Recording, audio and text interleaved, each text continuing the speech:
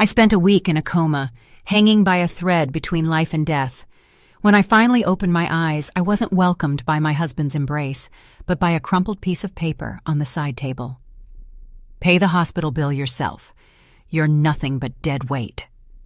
I cried for hours, feeling like my world was crumbling after being abandoned by the man I had given everything to, until a mysterious man in an impeccable suit walked into my room and said, "Dry your tears. Your husband just threw away a diamond to bend down and pick up a rock from the pavement." Before the story begins, type in the comments which city you're listening from, and don't forget to leave a like and subscribe so this channel can keep growing and bringing you even more intense stories. The strong smell of antiseptic was the first thing that woke Vesper's senses. When she started to regain consciousness, her eyelids felt heavy, as if someone had placed tons of lead on them. Her whole body ached, stiff, joints numb, after a sleep that had lasted too long. With effort, she forced herself to open her eyes. The white fluorescent light on the ceiling blinded her, forcing her to blink several times until she adjusted. The monotonous hum of the air conditioner filled the dense silence of the room. Vesper moved her fingers a little to make sure she was still alive and that she still had control over her own body. Her memories were blurry, just flashes of a terrible pain in her head. And then, darkness. She slowly turned her face to the right, expecting to find Drayton, her husband, asleep in the chair, maybe holding her hand, watching over her. For 5 years of marriage, Vesper had strived to be a devoted and attentive wife. She imagined Drayton desperate, worried, praying for her recovery. But that hope shattered in a second when her gaze swept the room. It was empty. The visitor's chair, perfectly placed in a corner, looked like it hadn't been used in a long time. There were no flowers, no fruit baskets, no get-well-soon cards, and most painfully, no sign of Drayton. Vesper's heart shrank. Fear began to rise in her chest. How long had she been unconscious? Why wasn't her husband there when she woke up? Her throat burned with thirst. She wanted to call a nurse, but her voice got stuck. Then she saw the paper on the nightstand next to a glass of water, covered by a thin layer of dust. It was a sheet torn hurriedly from a notebook, folded in two, without an envelope. With a trembling hand, weak and scared, she stretched her fingers until she reached it.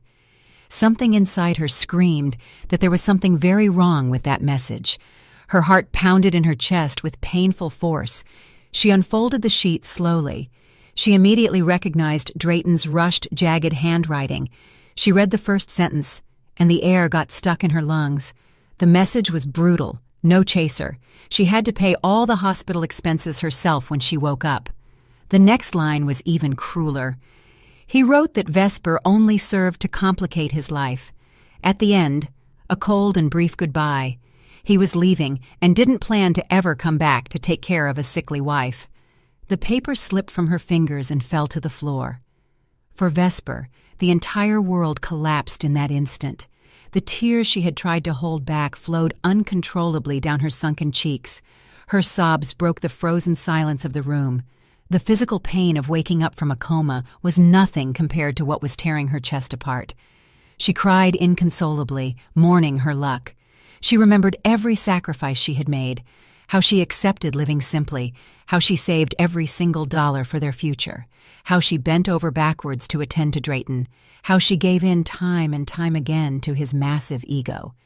And the payment for all of that had been abandonment in her moment of greatest vulnerability. Being treated like a nuisance and tossed out like trash. She felt like the most naive woman in the world for having loved a man like him. The tick-tock of the wall clock marked the hours while Vesper sank into endless weeping.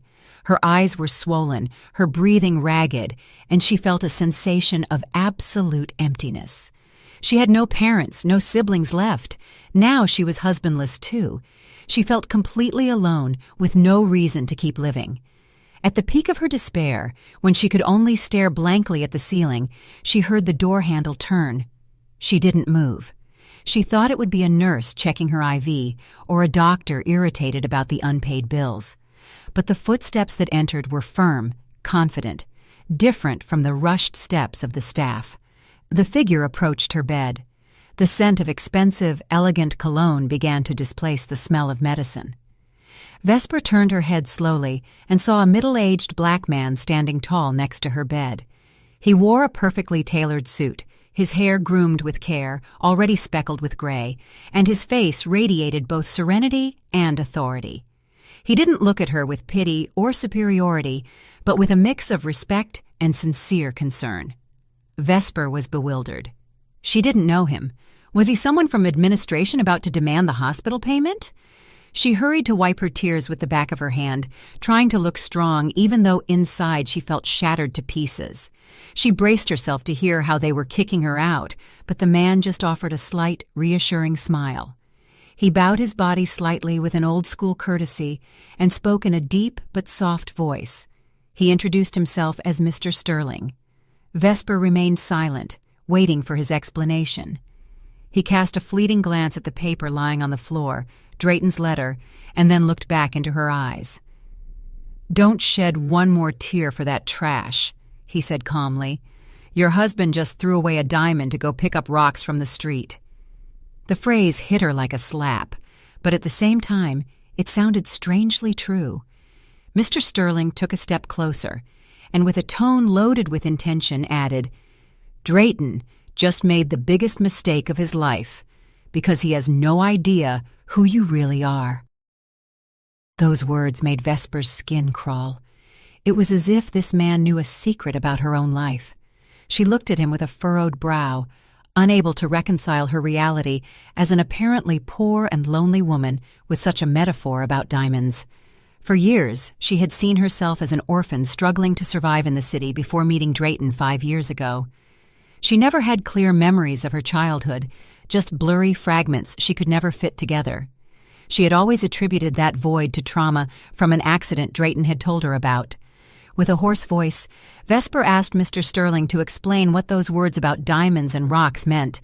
He pulled a chair from the corner of the room, placed it next to the bed, and sat down without losing his upright and respectful posture. He began to speak carefully but clearly. He told her that 5 years ago she had suffered a very serious accident that caused partial amnesia. In the middle of the chaos, she got separated from her true family. Drayton, who was either passing by chance or perhaps had it all planned, appeared as a savior hero. Since Vesper didn't remember who she was or where she came from, she clung to him as her only lifeline. Drayton took advantage of that dependence to convince her she had no one else in the world, making her feel indebted to him as if she owed him her life. Vesper listened with her mouth slightly open, feeling the pieces of a long, incomplete puzzle starting to fit. She remembered how many times Drayton had repeated that thanks to him she was alive, that without him she would be nobody. Those phrases had kept her obedient and submissive, as if every whim of her husband was a fair price for having saved her. Mr. Sterling then pulled a digital tablet out of his briefcase. When he turned on the screen, several photographs of Vesper's past appeared. She saw herself, but different. Designer clothes, a radiant smile, standing next to an older man with an imposing presence. Mr. Sterling explained that man was her biological father, Langston Vance, a mogul who owned a conglomerate of companies operating in various sectors. Vesper felt her heart skip a beat when she heard that her father had died 2 years ago, sick, without ever stopping the search for his missing daughter. Mr. Sterling was Mr. Vance's right-hand man, entrusted with continuing the search outside the reach of the police and the news. After a long and exhausting road, he had finally found her lying in a hospital bed, abandoned by her own husband. The truth hit her hard. She wasn't a woman with no origin or resources, as she had always believed. She was the sole heiress to a fortune she could never have imagined. And yet, the pain of Drayton's betrayal didn't dissipate.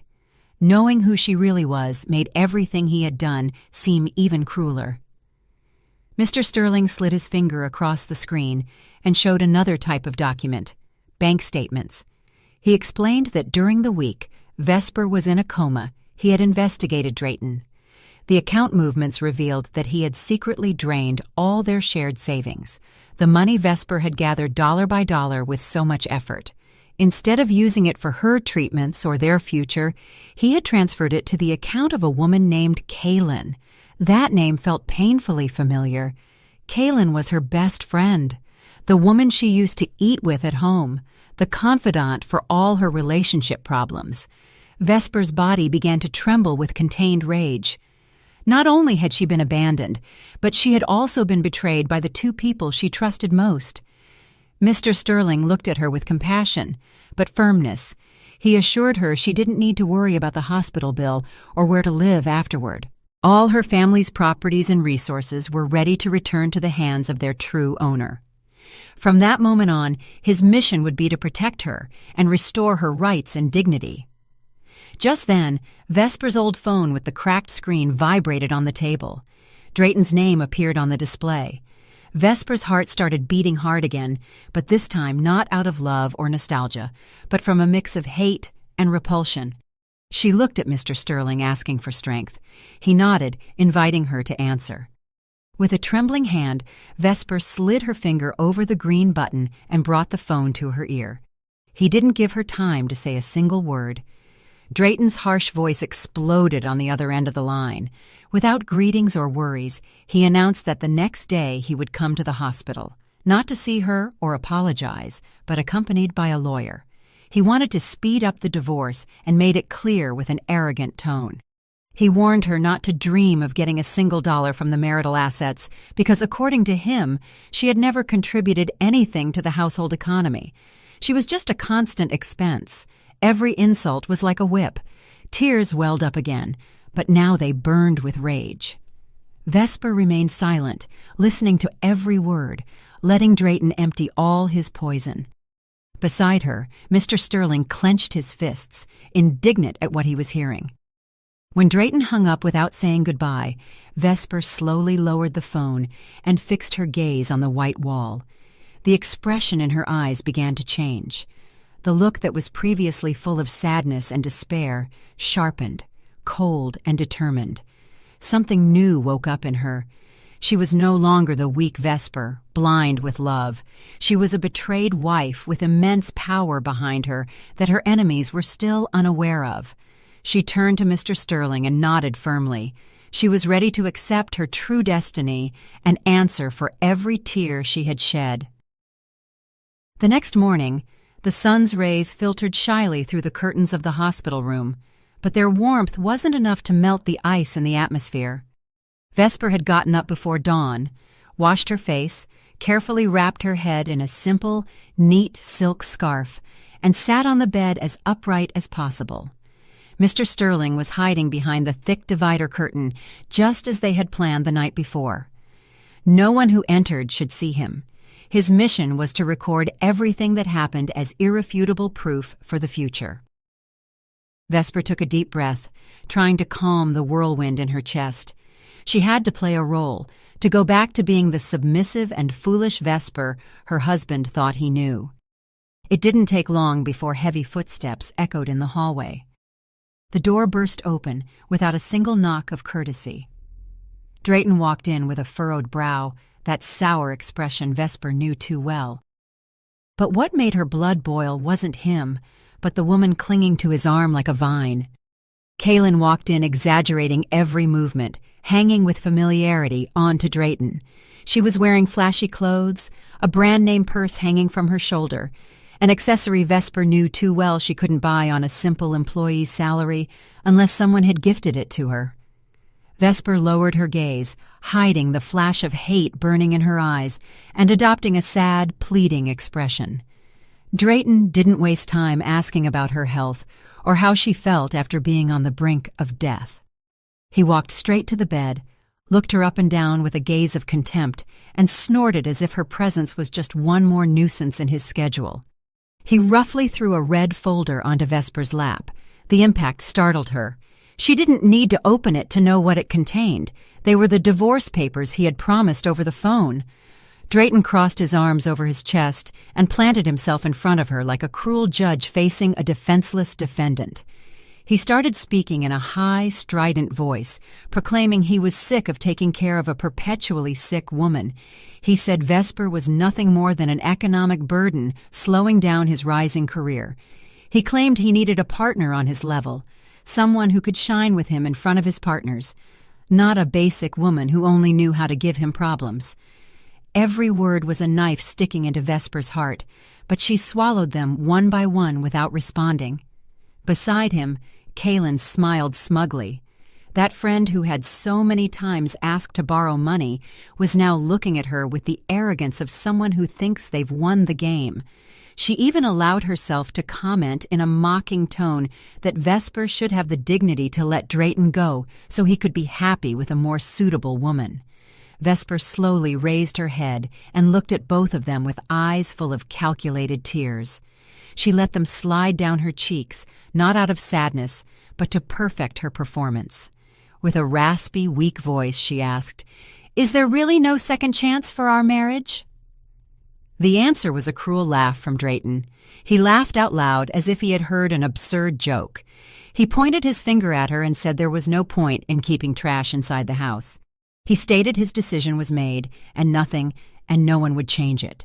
He urged her to sign the documents once and for all because he had much more important things to do than put up with his wife's drama. With a trembling hand, partly from contained rage and partly on purpose, Vesper opened the red folder. Her eyes scanned the clauses, all blatantly unfair. In them, she renounced any right to common assets and committed not to claim any type of alimony after the divorce. Drayton wanted to leave her on the street without a cent.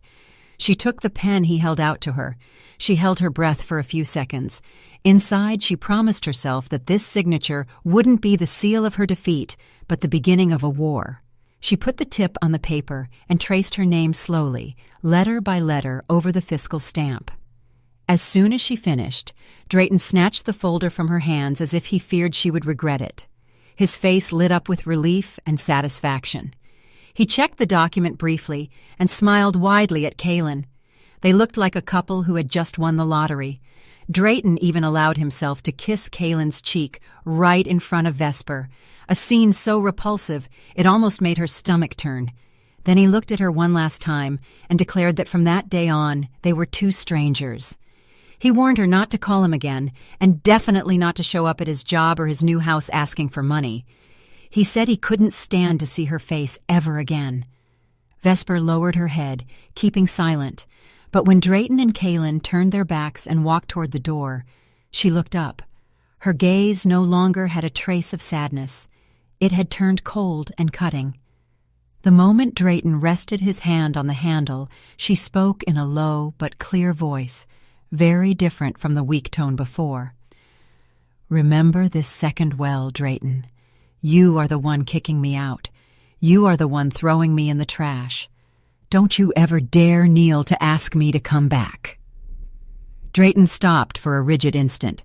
He turned his head slightly, looking at her with a furrowed brow, surprised by that change of tone. However, his arrogance wiped away any suspicion. He huffed with contempt, took Kaylin's hand, and left the room, slamming the door so hard it rumbled like the end of a painful scene in Vesper's life. When the echo faded, the curtain in the corner opened. Mr. Sterling stepped out with a serene face, though his eyes burned with anger. In his hand, he still held a small camera, turned on, which had recorded every last gesture of the traitorous couple. "Are you all right, ma'am?" he asked. Vesper wiped her hand across her cheeks to erase the last fake tears. She straightened her back, took a deep breath, and looked at him with confidence. "I'm better than ever," she said. "The trash took itself out. Get everything ready for my discharge. I'm looking forward to starting my game." Thanks to Mr. Sterling's arrangements, the hospital discharge paperwork was resolved quickly and without issues. There were no arguments over overdue bills or looks of contempt from the staff. Everything was settled. Vesper walked out the main door, but this time she didn't head to a bus stop or wait for a ride share like she would have done before. Instead, she walked toward a shiny black sedan parked in the VIP zone. A uniformed chauffeur stepped out briskly, opened the back door, and bowed with respect. It still felt strange to Vesper to receive this treatment, but she forced herself to get used to it. She climbed into the vehicle, breathing in the scent of leather and air conditioning, leaving behind the oppressive smell of the hospital. During the ride, she looked out the window. The bustling city slid past her eyes, people running, cars trapped in traffic, street vendors. And she remembered the times she had walked those same streets, exhausting herself to earn a few dollars to support Drayton. A pit of regret tried to settle in her chest, but she pushed it away. The car left the busy downtown area and entered an exclusive neighborhood, Buckhead, perhaps, where office buildings transformed into tall trees and imposing walls hiding mansions. Finally, the vehicle stopped before a giant metal gate that opened automatically. Vesper held her breath, seeing the construction rising in the background, a majestic mansion of classic architecture surrounded by an impeccable lawn and a central fountain shooting jets of crystal-clear water. Suddenly, childhood memories burst into her mind like flashes of light. She saw herself running through that garden, heard the laugh of a man lifting her in his arms near the fountain. Her eyes grew moist, this time from a deep nostalgia for parents who were no longer there. The car stopped in front of the main door. A line of domestic staff waited for her in perfect formation. As soon as Vesper stepped down, everyone bowed their heads in unison and welcomed her with a "Welcome back, ma'am," that wrapped her in warmth. For the first time in a long time, she felt she was returning to the place where she truly belonged. Mr. Sterling guided her inside. The living room remained as it was in her vague memories. Large paintings on the walls, antique furniture of high value, an atmosphere of contained elegance. But there was no time to get carried away by melancholy. Mr. Sterling reminded her that the day would be full of commitments. The first, her physical transformation. They led her to a room set up as a private beauty salon. A team of professionals, estheticians, stylists, a personal doctor, was waiting for her. For hours, Vesper was subjected to meticulous care, from skin damaged by stress to hair neglected by years of austere living with Drayton. Then came the moment to choose clothes. Mr. Sterling took her to a walk-in closet so big it far exceeded the size of her old rented apartment. Rows and rows of long dresses from prestigious designers, silk fabrics, the best quality cotton, and elegantly cut scarves and wraps hung ordered by color. There wasn't a single worn-out garment. Vesper slid her fingers over the fabrics, feeling the softness beneath her fingertips. She chose a long dress with a simple cut, but a quiet air of authority, and a matching silk head wrap. When she stood in front of the enormous full-length mirror, she almost didn't recognize herself. The woman looking back wasn't the disheveled and sad wife of a cruel man, but someone standing tall, her face illuminated and her gaze firm, radiating the presence of a leader claiming her spot. The next step was much more demanding: the internal transformation. Mr. Sterling took her to the office that had belonged to her father. Piles of folders with financial reports, organizational charts, and confidential documents cluttered the enormous desk. He explained that Langston Vance had left her the majority of shares in a huge business conglomerate, and one of the group's companies was precisely where Drayton worked. That would be her main weapon. Vesper took a seat in the leather chair that had been her father's and began to devour information. Balance sheets, command structures, profiles of the executives. Her mind, always sharp but underutilized in years of marriage, worked quickly.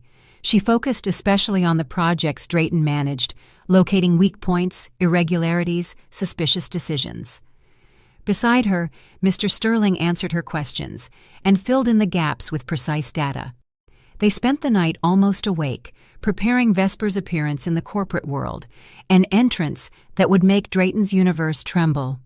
The next morning, in another part of the city, Drayton was living what he believed to be the best day of his life. He had just been promoted, and in the office, he was organizing a lunch for Kaylin and some colleagues to celebrate both the promotion and the recent divorce, which for him meant freedom. He laughed loudly, convinced the world was at his feet. He couldn't imagine a hurricane was heading straight for him. At 10 o'clock a.m. sharp, the hustle of the office froze. All computer screens, the televisions in the lobby, and projectors in the meeting rooms changed abruptly. The internal system had been overridden to broadcast an urgent announcement. The logo of the parent corporate group, rarely used, appeared everywhere, creating an expectant silence. Large text scrolled slowly. Important announcement. Change in ownership structure. Drayton frowned in confusion, asking his colleagues what was happening. Nobody knew. The festive atmosphere he had created vanished into tension and murmurs. The text changed. It welcomed the new owner who would arrive at the central building to perform a surprise inspection and a restructuring of the management. A chill ran down Drayton's spine for no apparent reason. He tried to convince his ego that this wouldn't have consequences for his newly premiered position. He was wrong. Outside the building, a caravan of luxury cars stopped in front of the main door. Security guards rushed out to clear the path. From the lead car, Mr. Sterling stepped out first and opened the back door. Fine heels touched the asphalt. The fabric of a long dress fluttered with elegance. Vesper stood up in front of the skyscraper, looking up toward the floor where she knew Drayton worked. She adjusted her silk wrap with a serene gesture and penetrated the lobby, receiving looks of admiration and reverence from every employee who crossed her path. The echo of her steps on the marble sounded like a countdown to the fall of those who had betrayed her. On the executive floor, the air seemed colder than ever. You could cut the tension with a knife, but Drayton, oblivious to everything, felt on top of the world. The sudden call from the executive secretary, summoning him to the main boardroom, he interpreted as a positive sign. In his head, the new owner wanted to congratulate him on his great work and maybe offer him another raise. He looked at himself in the bathroom mirror, adjusted his tie, smoothed his fresh cut, and smiled at his own image, imagining praises and flattery. He finally felt important, even more so now that he had freed himself, according to him, from the burden of Vesper. He walked down the hall toward the boardroom with his chin up, ignoring the anxious looks of some veteran employees passing by. He crossed paths with the head of HR, pale and nervous, but didn't pay it any mind. Upon arriving at the large wooden doors, he took a deep breath and, without bothering to knock, pushed them open like a winner. He expected applause, or at least polite smiles. He was met with a deadly silence. The room was spacious, dominated by a shiny oval table. All the directors and high-ranking officials were already seated in their places with tense faces, staring fixedly at their documents to avoid making eye contact with Drayton. At the head of the table, the imposing CEO chair was occupied by a figure with their back turned. The high backrest hid the new owner. Only shoulders covered by elegant fabric were visible. Next to her, standing firm like a guardian, was Mr. Sterling. Drayton recognized him as the man from the hospital, the one who had defended Vesper, but his pride led him to think he must be some assistant. To break the tension, he started speaking in a loud and confident tone, introducing himself as the best project manager in the company. He launched into a speech about his vision and commitment, as if he were at an awards ceremony. Nobody responded. There wasn't a single gesture of approval, only the echo of his own words bouncing off the soundproof walls. After a few minutes, he felt ridiculous and cut his monologue short, annoyed, demanding to know why no one was listening to him. Then, the chair at the head of the table began to turn slowly, without a sound. For Drayton, it was like a slow-motion scene from a horror movie. First, he saw a feminine hand holding an expensive pen, then the sleeve of a long silk dress, then the impeccable edge of a head wrap, and finally, a face he knew better than anyone. Time stopped for him. His eyes opened so wide they looked about to pop out of their sockets. His mouth hung half open, unable to utter a sound. The color drained from his face until he was left the shade of wax. In the seat of ultimate power sat Vesper, but not the pale hospital-smelling Vesper from days ago. This was a different Vesper, glowing, with an aura of authority that crushed his ego. Her gaze was cold and sharp.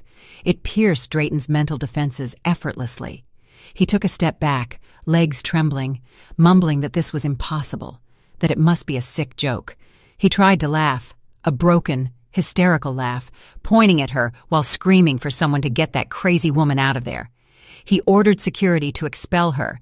He protested to the directors for allowing his ex-wife in. Cold sweat began to bead on everyone's temples. Then, Mr. Sterling stepped forward and spoke with a firm voice that cut through Drayton's hysteria. He explained that the woman seated at the head was the legitimate owner of 90% of the group's shares, the sole heiress of the parent consortium, Vesper Vance, the very same woman he had despised. Drayton's legs gave out. He barely held himself up on the back of an empty chair. The reality check was more brutal than any punch. The wife he had labeled useless and broke turned out to be the true owner of the place that gave him his livelihood. Vesper looked at him without expression, as if observing an annoying insect. With a slow but sure gesture, she picked up the dossier of the big project he had bragged about so much and held it up high for everyone to see. Then she let it drop to the floor. On purpose. The noise of the stack of papers hitting the marble sounded thunderous in the silence. It was then she spoke for the first time in that room. Her voice was calm, but every syllable contained poison for Drayton's career. She called the project trash, exactly as he had called her. She detailed one by one the failures, the data manipulations, the little corruptions that had gone unnoticed by the old management. Mr. Sterling threw a pile of audit documents onto the table that backed up every word. Vesper declared she did not plan to tolerate an incompetent manager with no morals in her company. Drayton, starting to come out of the shock, tried to defend himself. He changed his haughty tone for a pleading one, invoking their years of marriage, the moments shared, trying to awaken some compassion, but Vesper cut him off coldly. "You have two options," she said. "The first, disciplinary dismissal and a contractual fine of about $35,000 for serious violations of the ethical code. The second, if you can't pay, you accept a demotion to the lowest position in the company, in the warehouse, earning minimum wage, while we deduct from your check for years to pay off the debt." Drayton's face deformed. That amount of money was unreachable, even more so after having squandered his savings on the life of luxury he was leading with Kaylin. Vesper had no intention of giving him time to maneuver. She pressed a button on the intercom and asked for security presence. 2 burly guards entered instantly. "Escort the new warehouse employee to his post in the basement," she ordered calmly. Drayton was dragged out of the boardroom like a criminal, observed by the contemptuous looks of those who used to flatter him. The door closed behind him, and for Vesper, it was like closing a chapter. She returned to the meeting agenda with the board as if she had just gotten rid of a simple administrative glitch. The basement warehouse was a world apart. There was no air conditioning, no plush carpets, no expensive perfume, just suffocating heat, dust suspended under dim fluorescent lights, and the smell of cardboard and sweat. Drayton stood in the middle of the aisle in his new uniform, scratchy fabric, too tight at the waist. His dress shoes, once shiny, were covered in gray dust. He looked with despair at the endless columns of boxes rising to the ceiling. A few hours ago, he had been a boss giving orders from a comfortable chair. Now he had to lift those boxes one by one. The warehouse manager, an older man whom Drayton had humiliated many times over insignificant details, planted himself in front of him with a twisted smile of satisfaction. He gave him instructions in a tone as brusque as the one Drayton used before. He had to move 500 boxes from the unloading zone to the farthest corner before lunch break. If he didn't finish, he didn't rest. Drayton protested indignantly. That was grunt work, not for a college graduate like him. The warehouse manager shrugged and reminded him that, according to the new owner, that was exactly what he was. Just another grunt. With no choice, Drayton started carrying boxes. They were extremely heavy, full of files. After 10 boxes, his back felt broken. Sweat soaked his uniform, giving off a sour smell. His hands, accustomed to keyboards and pens, filled with blisters. Worse than the physical pain was the shame. Some former subordinates passing by recognized him. They whispered, pointing at him, laughing under their breath. They commented on the karma that had come fast for the arrogant boss, who ended up demoted to a loader. Drayton lowered his head, hiding his face behind a stack of cardboard, swallowing tears of rage. At the end of the shift, he left the building dragging his feet, his body shattered. He automatically reached for his car keys in his pocket, only to remember immediately that the vehicle was no longer where he used to park. The finance company had repossessed it that same afternoon after 3 months of missed payments. In the past, Vesper had patched those delays with extra money, but now that source had been cut off. Drayton had to get on crowded public transportation, something he hadn't done in years. The heat, the smell of sweat, the fear of pickpockets, everything irritated him. When he arrived at the luxury apartment he had rented with Kaylin a month ago, he hoped to find at least a little comfort, but upon opening the door he was greeted by a hysterical scream. The living room was upside down with shopping bags thrown on the floor. Kaylin, her face flushed red, held several credit cards in her hand. She threw them in his face, yelling that they had all been declined at her favorite store. She had been humiliated in front of her friends. The cashier had told her the cards were blocked for lack of funds. She demanded an explanation, accusing Drayton of being useless with money. Tired and broken, Drayton exploded. He yelled at her that everything was the fault of both of their greed. He told her, waving his arms, what had happened at the office, that Vesper was the true owner, that he had been demoted to a warehouse worker, and that he carried a debt of hundreds of thousands of dollars. Kaylin showed no compassion whatsoever. On the contrary, she became even more furious. She insulted him for being stupid enough not to find out who his wife really was in all those years. The argument escalated. Reproaches and curse words were exchanged. There was no trace left of the love they had proclaimed, only fear of falling into poverty. The next day, Kaylin, unable to accept her new poor life, made an impulsive decision. Convinced that Vesper had no right to treat them like that, she applied makeup heavily, put on a dress that was already a bit worn, and showed up at the corporate group's central building. She stormed through the lobby screaming, demanding to see Vesper. The receptionist tried to stop her, but Kaylin unleashed like a fury, pushing and screeching until she caused a scene that attracted everyone's attention. She proclaimed herself a victim, accusing Vesper of robbing her of everything. She believed that if she embarrassed her in public, Vesper would be afraid and give them money. Instead, her spectacle called the queen out of her lair. The doors of the VIP elevator opened, and Vesper stepped out, accompanied by Mr. Sterling and several members of the executive team. She showed neither anger nor shame, only a cold serenity that commanded respect. The lobby went silent. Kaylin, seeing her, tried to lung at her, but 2 security guards grabbed her by the arms. She struggled, shouting insults at Vesper, demanding she return Drayton's assets. Vesper approached with a slow pace, stopping a yard from Kaylin. She didn't need to raise her voice. A firm intonation was enough for everyone to hear. "I haven't taken a single asset from Drayton," she said, "because he never had anything that wasn't mine. Everything he enjoyed was the product of my work and my money, which he and you were stealing from me." She locked eyes with Kaylin and offered a sideways smile.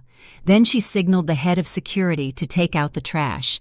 The guards started dragging Kaylin toward the exit. She kicked, spitting insults. As she passed Vesper, Vesper leaned in a little and whispered in her ear with cutting coldness, "Keep your man. Take whatever is left of my ex-husband. I don't need second-hand goods with broken morals." The words pierced Kaylin's dignity like a spear. She was thrown onto the hot pavement of the street in front of the curious gaze of dozens of people. The automatic doors closed, separating a humiliated Kaylin from the interior of the building where Vesper remained in her glass tower. Kaylin broke down crying on the asphalt, aware she had lost the battle before it even started. That same night, torrential rain fell over the city, as if the sky were crying, contemplating the blackness of the human heart that was about to be completely exposed. In her spacious and cozy office, Vesper remained thoughtful, watching the drops hit the glass. Thunder rumbled in the distance, accompanying the night silence. Since taking control of the company and returning a small part of the pain they caused her to Drayton and Kaylin, she felt part of the burden had lightened. However, Something still didn't fit, the cause of her sudden fall into a coma. The doctor had spoken of extreme stress and exhaustion, but her body told her otherwise. The suffering before fainting had been too strange. 3 soft knocks were heard on the door, and Mr. Sterling's voice asked permission to enter. He held a black folder in his hand, distinct from the usual colorful folders. The man's face was more serious than ever. The wrinkles on his forehead were deeply marked. He deposited the folder in front of Vesper with an almost ritual slowness, as if placing a dangerous artifact. She looked at him, seeking answers, but he only nodded, inviting her to read for herself. With a racing heart, Vesper opened the folder. The first page was a toxicology report from a prestigious private forensic lab. Her eyes scanned the lines full of medical terms until stopping at a phrase underlined in red. Traces of highly toxic chemical substances had been found in her blood, similar to rat poison and arsenic, in small doses, but lethal when accumulated. Vesper's hands began to tremble. Dizziness forced her to grab the edge of the table. This wasn't an illness or tiredness. Someone had tried to poison her slowly. She turned to the next page, hoping to discover it was all a mistake, but she found something even worse. Mr. Sterling had hired a private detective to follow Drayton and Kaylin's steps during the month prior to the coma. Those pages included slightly blurry but clear photos of Kaylin buying suspicious substances in a black market for chemicals. There were also copies of receipts for the purchase of poisons and records of containers found in her apartment's trash. The story was evident. Not only were they unfaithful, but they also conspired to kill her. Vesper suddenly remembered how weeks before getting sick, Drayton had become especially attentive with her dinners and drinks. Every night he prepared her a glass of hot milk or a relaxing tea so she would sleep better. At that moment, she had interpreted it as a gesture of affection and concern. Now, every sip transformed into one more step toward the grave he and Kaylin were digging with patience. The unbearable headaches, the constant nausea, the sudden fall into a coma, everything had an origin. The poison carefully dosed by the person sleeping next to her. Mr. Sterling, with a somber expression, explained the final motive. Drayton had secretly taken out a life insurance policy in Vesper's name worth several hundreds of thousands of dollars. If she died from a sudden illness, he, as the sole beneficiary, since her true identity hadn't been revealed yet, would collect an amount capable of financing a life of luxury abroad alongside Kaylin. Tears furrowed Vesper's face, but they were no longer of sadness, but of fury. She imagined Drayton watching her get worse day by day, maybe smiling on the inside. The plan was perfect. Without Mr. Sterling's appearance and without the medical tests, her death would have been catalogued as natural, and Drayton would be celebrating on some distant beach while she lay in an anonymous grave. Mr. Sterling asked her in a low voice what she wanted to do now. If she wished, they could go to the police immediately. With that evidence, Drayton and Kaylin could be arrested that same night. Vesper stared into the darkness behind the window, illuminated by a lightning bolt that hardened her features. She shook her head. "That would be too easy," she murmured. "Jail is too little punishment for them. I want to see them fall much lower before the bars close. I want them to taste hope, to fly a little, and then crash without being able to get up." With a serene tone but loaded with threat, she asked Mr. Sterling to keep the evidence a few more days and prepare the stage for a final theatrical act. She confessed that at first she had only wanted to ruin them financially, force them to work hard to understand what it costs to earn a living. But after knowing they wanted her dead, she changed her plan. She ensured they wouldn't just lose the money, but also their dignity, reputation, and any future prospects. She squeezed the toxicology report between her fingers, wrinkling it, and promised those tears would be the last she shed for her bad luck. The next day, she would be judge and executioner of her own past. A week passed since Drayton was demoted to the warehouse. His life alongside Kaylin sank into absolute misery. They lived in a small, damp rooming house on the outskirts, far from the luxury of the apartment before. The money left from Kaylin's savings was already gone paying debts from their unbridled lifestyle, and Drayton's check hadn't hit the account yet. They ate instant noodles, sharing a single packet between the two, saving gas carefully. The lights were cut off for non-payment frequently, and the water came out of the taps smelling of rust. Every day was a different fight. Kaylin blamed him for her ruin, and he blamed her for her excesses. That night, Drayton was sitting on a thin, smelly mattress thrown on the floor, thinking about the fine of hundreds of thousands of dollars he could never pay. If he didn't, he would be condemned to be a wage slave forever or end up in jail. In the middle of his anguish, the phone rang. He received a message from Vesper. His heart almost stopped. With trembling fingers, he opened the conversation. The text was brief, but for him, it was like an oasis in the middle of the desert. Vesper was inviting him to dinner. She said that after reflecting, maybe she had been too harsh and wanted to talk about a possible reconciliation and withdrawing the fine. Drayton jumped for joy. He woke up Kaylin, who was sleeping with her back to him, and showed her the message with shining eyes. Exalted, he assured her his plan had worked. He was convinced Vesper still loved him. He said a woman that naive couldn't hate him for long, that surely she had only acted under the influence of those around her.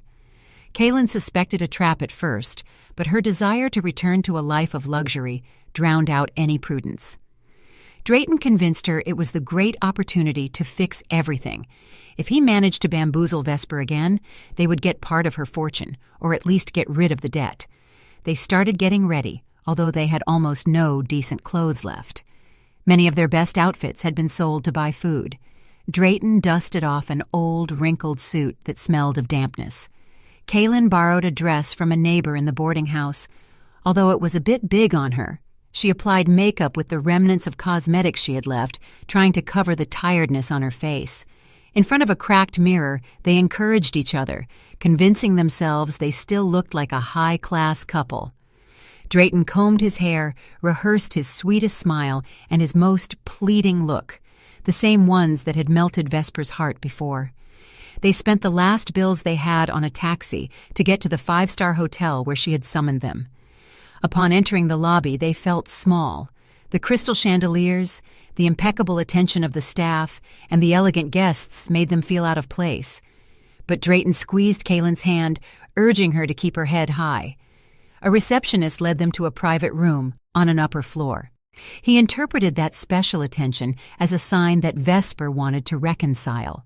In his imagination, he already saw her asking for forgiveness, crying in his arms, and begging him to return to run the company. A waiter opened the doors of the room. The room was beautifully decorated with fresh flowers and a table set with care. At the back, on a small stage lit with soft light, was Vesper. She wore a modest but luxurious evening gown, and her bearing commanded respect. She wasn't smiling, but Drayton interpreted her neutral face as containing emotion. There was no other guest, just Vesper, a few motionless waiters, and the echo of their own footsteps. The silence of the room seemed solemn to him, almost sacred. He let go of Kaylin's hand and advanced toward the stage, adopting a remorseful expression he had rehearsed. His eyes grew moist in a calculated way. He called Vesper by her name in a soft tone and began to recite a melodramatic speech, that he was sorry, that he suffered without her, that he had understood she was the only woman he had ever loved.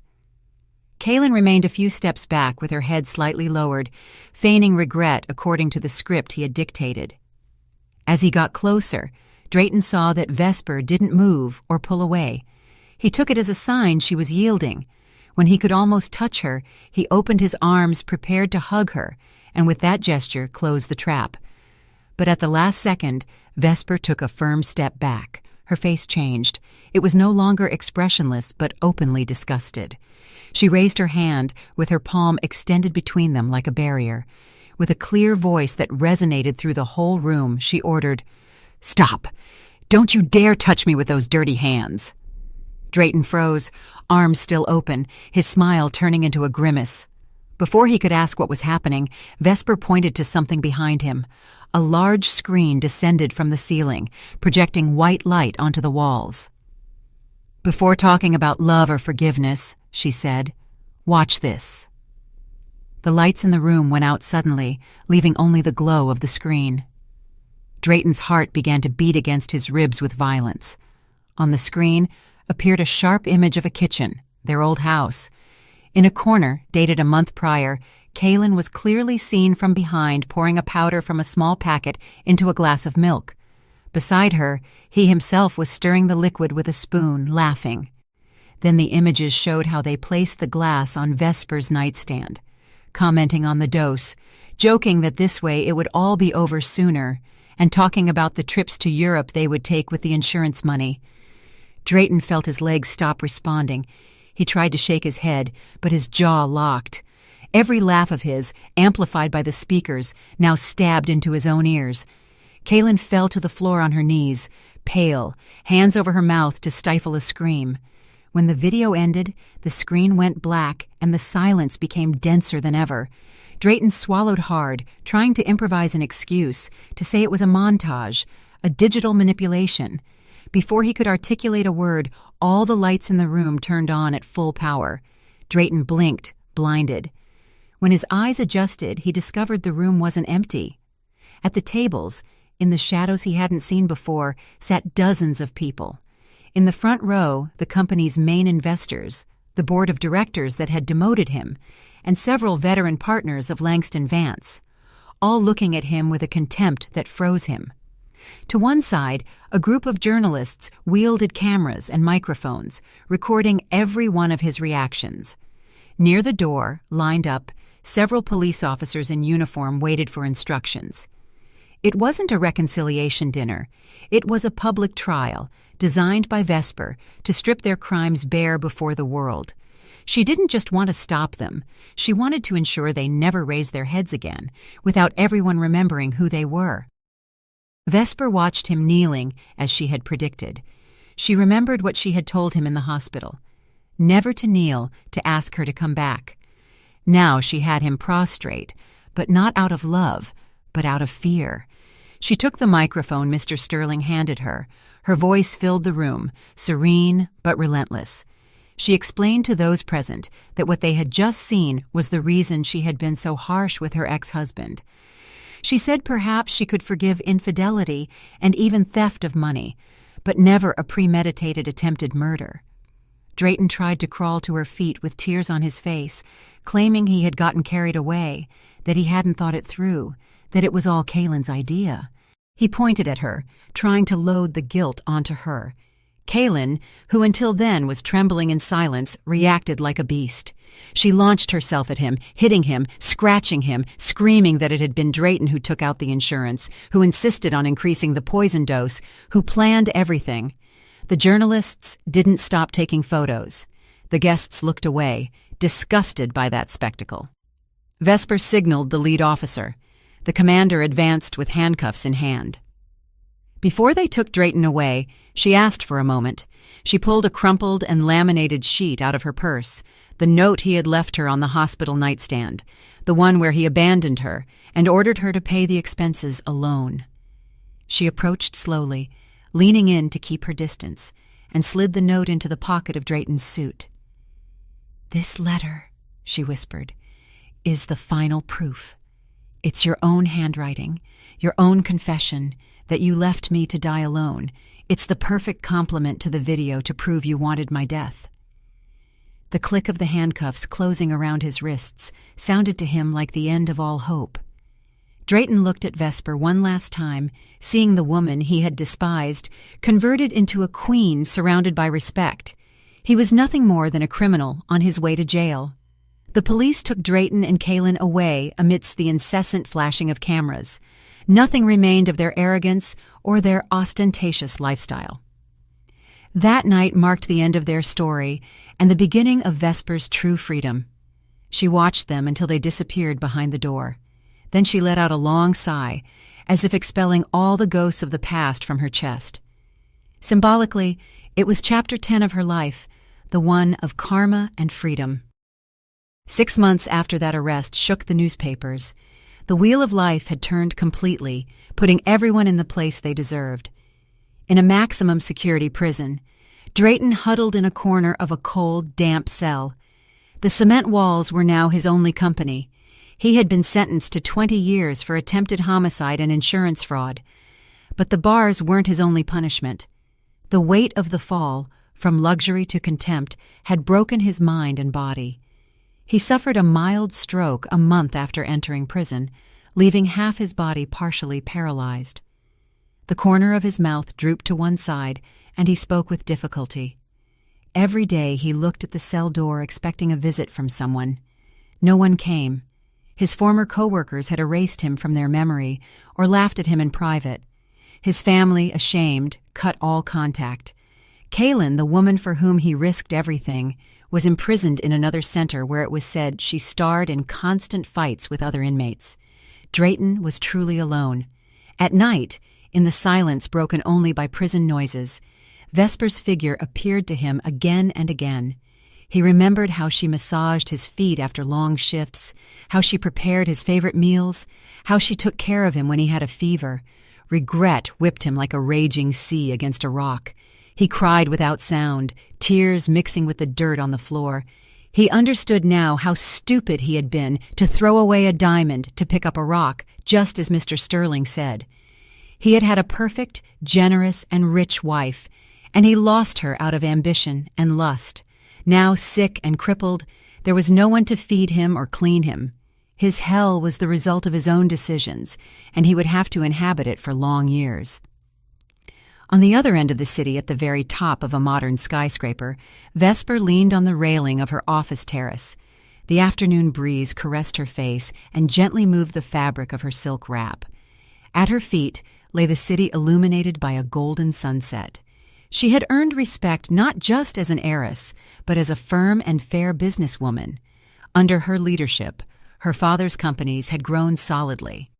However, her greatest achievement wasn't in the numbers, but in the foundation she had just inaugurated a week prior. This foundation was dedicated to helping women victims of domestic violence and single mothers abandoned by their partners. Vesper didn't want any other woman to feel as helpless as she had felt in that hospital bed. It offered legal advice, professional training, and seed money for small businesses. Every time she saw a woman recover her smile, stand up, and build a new life distant from abuse, she felt a satisfaction much deeper than any financial profit. Her heart, once full of wounds, was now filled with purpose. There was no space left for resentment. The glass doors of the terrace opened, and Mr. Sterling stepped out with 2 cups of steaming tea. He wore an expression of serene pride on his face. He placed one of the cups on the table and stood beside her, contemplating the horizon. In his mind, he remembered the first time he saw her in the hospital, fragile and broken, and he couldn't help but be amazed at the powerful and compassionate woman standing before him now. He felt he had finally honored the promise he made to Langston Vance, to find and protect his daughter. After a few minutes of shared silence, he looked at Vesper and asked her a simple question, but one loaded with meaning. "Happy, ma'am?" Vesper stayed quiet for a few seconds, letting the question float in the air. She took a deep breath, filling her lungs with the sensation of freedom that had cost her so much. In the past, she had placed her happiness in Drayton's hands. She believed her life only had meaning if she pleased him. Today she understood that true happiness isn't begged for, it's built. It doesn't depend on a husband or a title, but on feeling at peace with oneself and being able to do good.